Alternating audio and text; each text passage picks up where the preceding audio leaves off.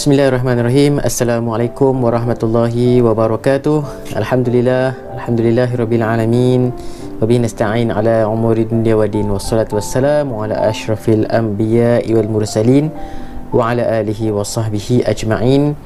Subhanaka la ilma lana illa ma 'allamtana innaka antal alimul hakim. Rabbi shrah li sadri wa yassir li amri wa hlul 'uqdatam bil lisani yafqahu qawli. Amma ba'du. Alhamdulillah, syukur kepada Allah Subhanahu Wa Taala, kita diberikan kelapangan dalam urusan seharian kehidupan kita, dan alhamdulillah kita dapat kembali bersama Ustaz dalam Stadium Online Pendidikan Islam bersama Ustaz Rohi Syam Abidin. Apa khabar semua? Sihat? Alhamdulillah. Okey, jom tanpa masa kita teruskan dengan pelajaran yang ke-14. Mungkin ada yang abang-abang kakak-kakak tingkatan 5 kita, tingkatan 5 kita yang meneruskan pembelajaran daripada unit 1. Yang mana dah pun kita selesai unit 1, masuk unit 2, ataupun mungkin ada yang mula dengan unit 2 terus. Tak apa, alhamdulillah. Kita bersama-sama dalam tajuk yang kita akan pelajari bersama, iaitu pada pelajaran yang ke-14. Namun begitu, kita nak alukan kebersamaan kita di online pada ketika ini. Abang-abang kakak tingkatan 5 mungkin bersama dengan kita juga, Ustaz-Ustazah, rakan-rakan guru, ayah ibu-ibu yang mungkin turut bersama dengan kita dalam study online bersama Ustaz pada hari ini. Okey, jom kita teruskan pada pelajaran yang kita nak mengaji pada hari ini, pelajaran 14, pengurusan harta selepas kematian, pada tajuk faraid dalam Islam. Sebelum ni kita masuk dalam wasiat kan. Jadi dah selesai wasiat, kita masuk pada pelajaran yang seterusnya, itu faraid dalam Islam. Okey, jom tanpa masa kita teruskan dengan pengajian kita pada yang pertama. Kita mulakan dengan duduk dalam keadaan yang tertib dan tenang kita. Seperti biasa, duduk dalam yang paling sesuai, paling selesa untuk mendapatkan ilmu. Seterusnya mulakan dengan membaca surah Al-Fatihah dan juga selawat kita kepada Nabi sallallahu alaihi wasallam. Jom Al-Fatihah dulu. Bismillahirrahmanirrahim. Alhamdulillahirabbil alamin. Ar-Rahmanir Rahim. Maliki yaumiddin. Iyyaka na'budu wa iyyaka nasta'in. Ihdinas siratal mustaqim. Siratal ladzina an'amta 'alaihim ghairil maghdubi 'alaihim waladdallin. Allahumma salli ala Muhammad wa ala alihi wa sahbihi wa barik wa sallim. Allahumma salli ala Muhammad wa ala alihi wa sahbihi wa barik wa sallim. Allahumma salli ala sayyidina Muhammad wa ala alihi wa sahbihi wa barik wa sallim. Seterusnya kita terus dengan doa penerangan hati. Moga-moga Allah memudahkan dan menerangkan hati kita dalam pembelajaran pada hari ini. Bismillahirrahmanirrahim.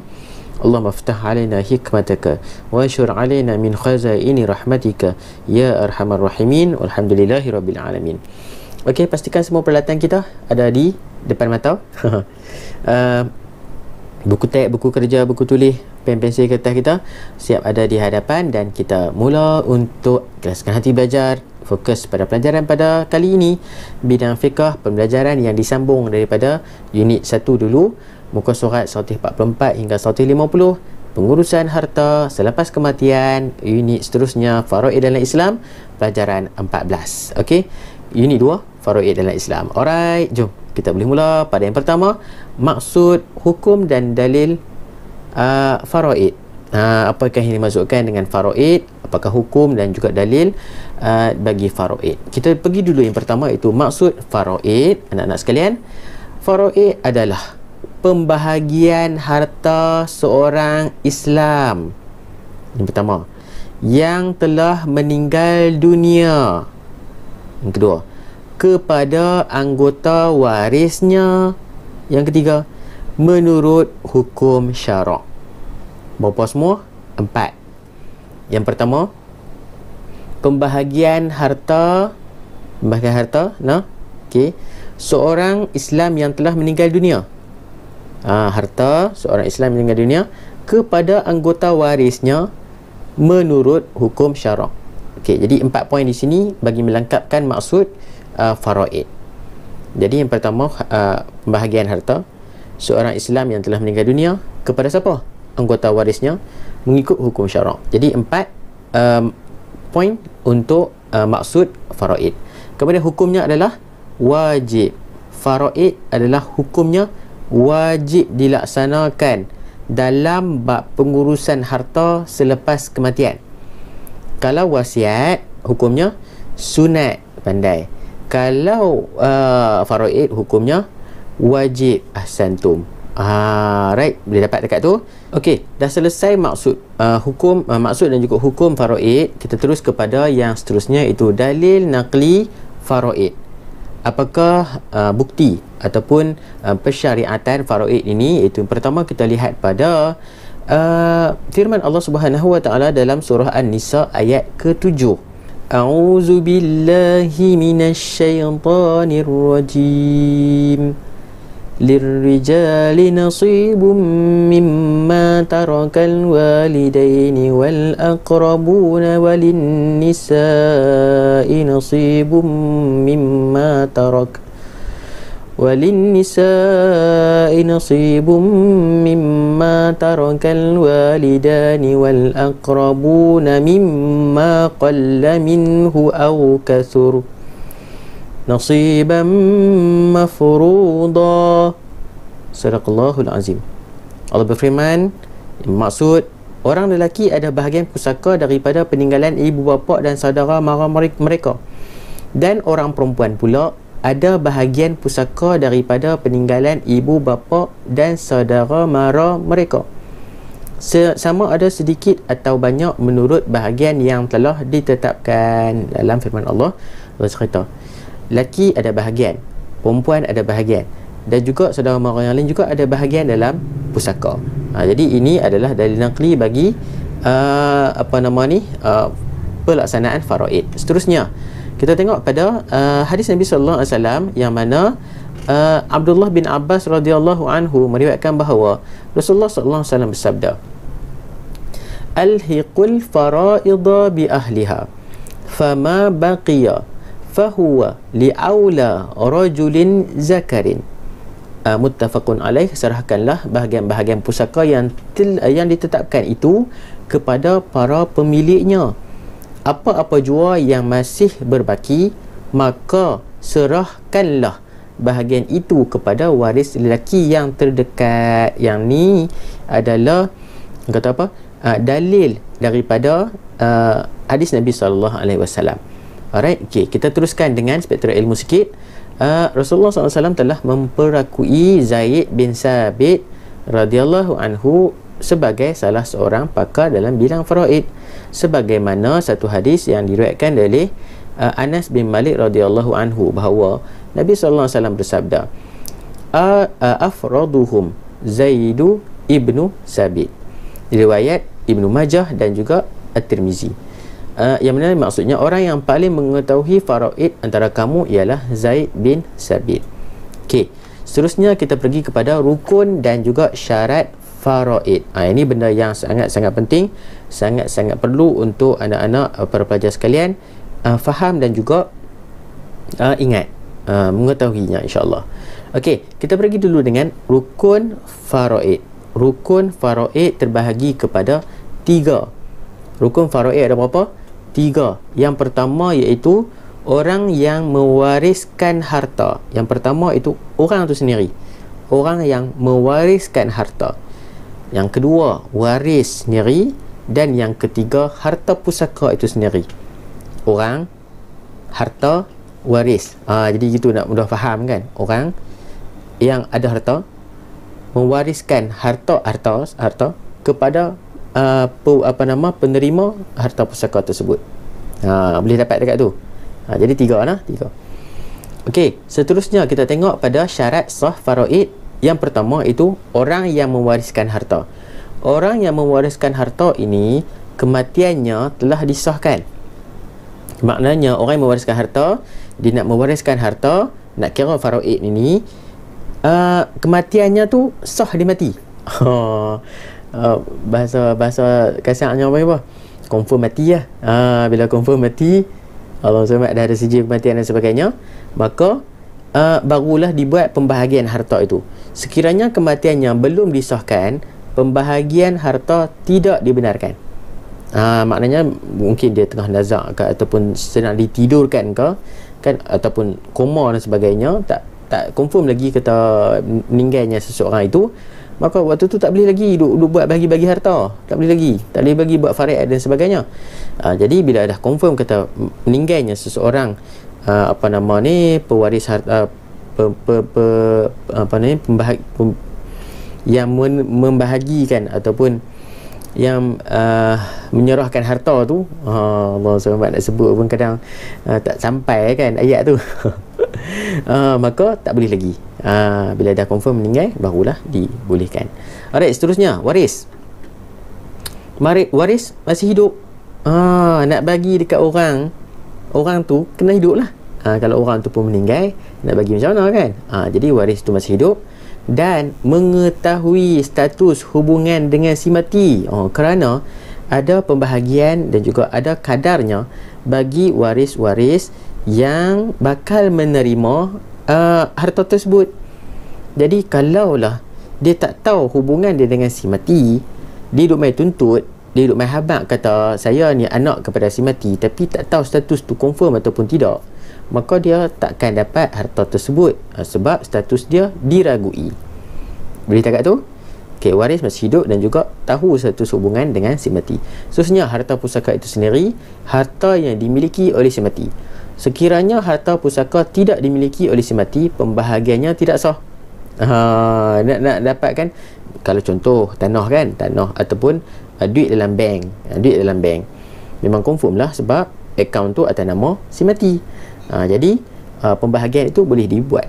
Tapi kalau contoh ikan di laut, contoh kan, ikan di laut ni besar sangat kan, kita nak bagi contoh. Ataupun harta yang bukan milik si mati, tak ada hitam putih. Si mati nak orang yang nak faraid ni, dia kata tengok ada orang main tuntut ni harta sekian, maka tak boleh lah nak dibahagikan kerana bukan milik si mati. Baik, kita terus kepada jenis waris dan juga pembahagian harta pusaka. Jadi kita akan mengetahui dengan lebih lanjut antara jenis waris dan juga macam mana pembahagian harta pusaka itu berlaku. Kita pergi dulu dengan yang pertama, iaitu jenis waris. Anak-anak sekalian, kita perlu untuk fokus pada bidang ataupun tajuk ini, pada bahagian ini, kerana ia lebih memerlukan kepada dan mengingat dan juga memahami, insyaAllah. Ustaz pun cuba untuk memahamkan sekadar kemampuan, insyaAllah. Jadi kalau anak-anak ada persoalan ataupun ada mungkin nak membetulkan di mana-mana, bolehlah untuk berkongsi dalam ruangan komen di bawah. Okey, jadi jenis waris ada dua, iaitu ashabul furud dan juga asabah. Ingat, insyaAllah, ashabul furud dan juga asabah.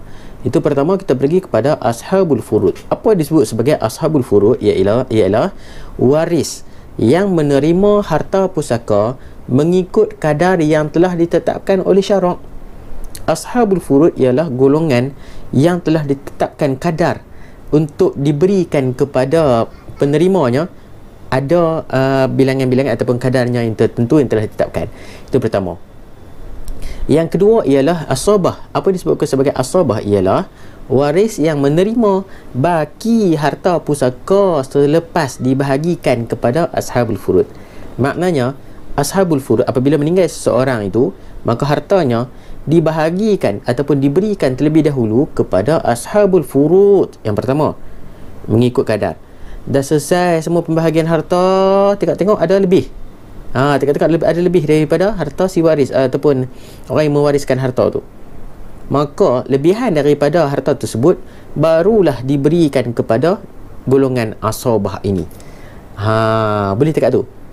Okey, kita terus kepada yang pertama untuk mengenali pembahagian harta pusaka, golongan ashabul furud ini tadi, iaitu yang pertama kita lihat pada bapa. Ni kita kata kadar ni 1/6 sekiranya mempunyai anak lelaki. Okey, jadi bapa dia akan dapat kena si mati ada bapa. Lepas tu dia ada anak lelaki. Bapa juga akan dapat 1/6 daripada harta si mati ni. Kemudian asabah. Asabah ni dia termasuk dalam golongan asabah sekiranya tiada anak. Kalau kena si mati ni tak ada anak, dia termasuk bapa ni termasuk dalam golongan asabah. Okey, kemudian kadar kepada bapa ini ialah 1/6 dan asabah 1/6 dapat. Dan juga asabah ni maknanya sekiranya ada lebihan, apabila adanya anak perempuan saja, sekiranya mempunyai anak perempuan sahaja. Jadi 1/6 dan juga asabah sekiranya mempunyai anak perempuan sahaja. Okey, seterusnya bagi ibu pula, ibu juga berhak untuk mendapat harta daripada faraid ini. Kadarnya berapa? 1/3. Macam mana dapat 1/3 ni? Sekiranya tiada anak atau terdapat hanya seorang saudara lelaki atau perempuan. Maknanya si mati ni tak ada anak, ataupun si mati ni ada anak, seorang saudara lelaki, abang ke kakak ke, ataupun perempuan, abang ataupun kakak. Jadi mak kepada si mati ni dapat juga 1/3. Kemudian mak akan dapat 1/6 sekiranya mempunyai anak, si mati ni ada anak, atau terdapat lebih daripada 2 orang saudara lelaki atau perempuan. 2 orang adik lelaki ataupun abang ke, ataupun kakak ke, ataupun adik perempuan, okey, ataupun lebih.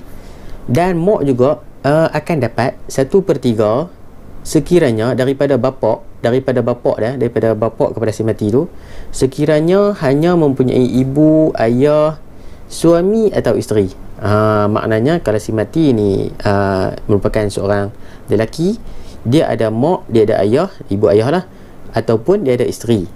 Jadi 1/3 bapa ibu ni akan dapat daripada bapa dia, jika ada ibu ayah ataupun isteri saja, ibu ayah isteri. Jadi mak dia boleh dapat daripada bapa dia 1/3. Okey, jadi nampak setakat tu. Seterusnya kita pergi kepada suami. Suami juga akan dapat jika isteri ini ada harta. Jika isteri ada harta, suami akan dapat, isteri ini meninggal lah kan, mati, kemudian akan diberikan kepada suami sebanyak 1/2 sekiranya tak ada anak.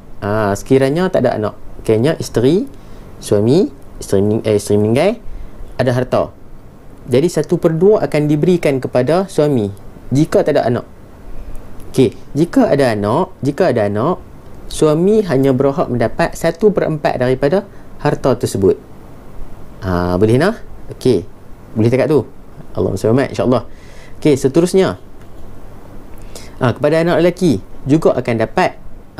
Okey, jika seorang mak, ayah dia meninggal dunia, ataupun mak dia meninggal dunia, seluruh ni anak-anak, seluruh harta sekiranya tak ada anak perempuan, maknanya ayahnya meninggal dunia, dia hanya seorang je anak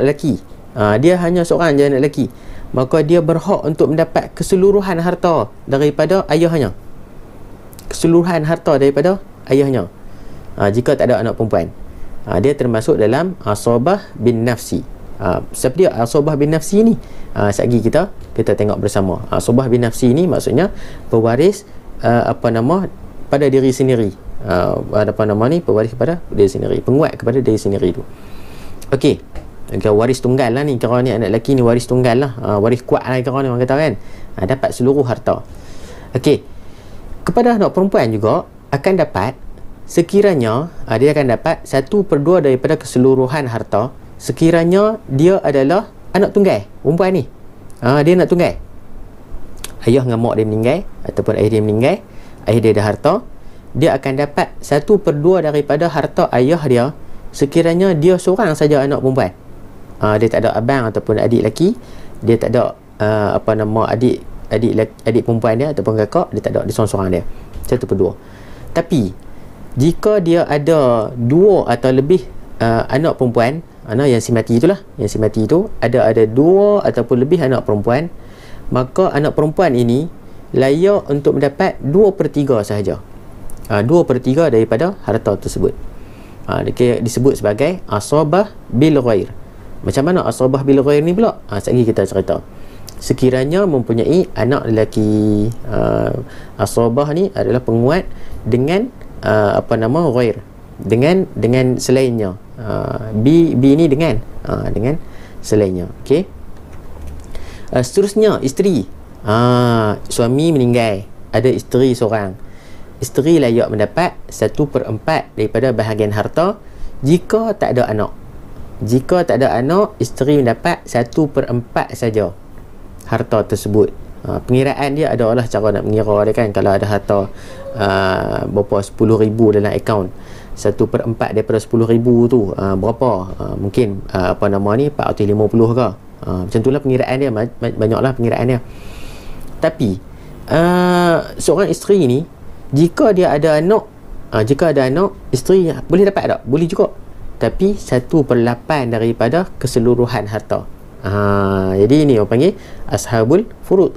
Setiap di kategori ini, setiap isteri, anak perempuan, anak lelaki, ayah, mak kan, akan dapat bahagian mengikut kadar yang telah ditetapkan. Kita kat tu. Okey, yang ni lah disebut sebagai asabah. Orang yang bakal menerima harta daripada lebihan yang telah diberikan terlebih dahulu kepada ashabul furud. Okey. Asabah bin nafsi ialah asabah golongan yang paling aula ataupun paling tinggi lah untuk mendapat lebihan jika ada. Itu anggota waris yang terdiri daripada kaum lelaki. Orang lelaki ni, bapa, datuk, anak lelaki, cucu lelaki dari anak lelaki, saudara lelaki kandung. Jadi semua bahagian yang lelaki ni, bila kita sebut tentang lelaki ni, dia termasuk dalam asabah bin nafsi. Asabah bin nafsi ni maksudnya dengan diri sendiri. Asabah ni maksudnya penguat. Penguat ataupun orang kata apa, yang mendampingi ataupun menguatkan kepada keboleh dapatan kepada harta tersebut dengan diri sendiri, sebab dia lelaki lah. Okay. Kemudian asabah bil ghair, asabah penguat dengan yang lain. Dengan yang lain ni iaitu anggota waris sebab adanya lelaki. Dengan yang lain tu, dengan lelaki itulah. Contoh, anak perempuan dengan anak lelaki, anak perempuan, anak lelaki kan, dan lelaki kan, cucu perempuan dengan cucu lelaki. Sebab disebabkan adanya cucu lelaki tu, maka cucu perempuan tu pun dapat dan dia terbagi masuk kepada bahagian asabah bil ghair. Kemudian saudara kandung perempuan dengan saudara kandung lelaki, saudara perempuan sebapa dengan saudara lelaki sebapa. Jadi di sini dengan adanya, bila kita sebut dengan adanya lelaki, poin dia adalah lelaki, maka dia yang perempuan ni termasuk dalam asabah bil ghair, dengan yang lain. Dengan yang lain. Okey, asabah ma'al. Ma'al ni bersama-sama. Ma'al ghair, bersama-sama dengan yang lain, ialah waris perempuan dengan sebab adanya anggota waris perempuan yang lain. Jadi perempuan, kemudian ada anggota waris perempuan juga, maka dia juga disebut sebagai asabah ma'al ghair. Saudara perempuan kandung, saudara perempuan sebapa berkongsi dengan anak perempuan atau cucu perempuan. Jadi kita kena bayang sikit lah macam mana dia punya hierarki tu kan. Namun begitu, poin dia, asabah bin nafsi ini ialah semua golongan lelaki. Semua golongan lelaki. Asabah bil ghair ialah perempuan bersama dengan lelaki. Yang dapat bil ghair perempuan dan juga lelaki.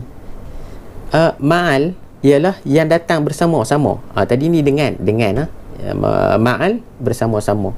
Sama-sama ni maknanya seiring lah, perempuan bersama dengan perempuan. Gitu dia punya point yang kita faham. Okey, boleh takat tu? Boleh InsyaAllah, tak apa, pelan-pelan boleh tengok. Tak faham, tanya ustaz-ustazah di sekolah. Ustaz nak terang mungkin panjang sikit. Okey, jadi seterusnya kita pergi kepada kajian kes sikit. Seorang isteri meninggal dunia dan mempunyai, ni kita nak bagi faham ni, suami, bapa, ibu seorang anak perempuan. Jadi macam mana kita nak bagi? Suami dapat 1/4 daripada harta isteri tu. Kemudian bapa dapat tak ni? 1/6 dapat. Kemudian asabah, kalau ada lebihan, dapat lagi kepada bapa. Boleh dekat tu. Ibu confirm dapat 1/6. Seorang anak perempuan 1/2 daripada keseluruhan harta. Jadi pengiraan dia macam ni lah. Tuan-tuan dan perempuan, anak-anak sekalian, boleh kita buat kajian kes supaya kita dapat lebih memahami. Okey. Seterusnya kita pergi kepada hikmah. Bila masuk hikmah ni, dia nak lah. Dia nak habis lah. Jadi kita pergi kepada hikmah pensyariatan faraid. Jadi kalau kita boleh buat faraid, kita boleh uruskan harta selepas kematian kepada orang-orang yang tertentu, jadi kita lebih mudah untuk faham. Nah, insya-Allah. Okey, hikmah dia apa? Mengelakkan berlaku pertelingkahan dalam pembahagian harta yang menjejaskan kebahagiaan dalam keluarga. Sebab itu adanya kadar-kadar tertentu yang telah ditetapkan oleh Allah.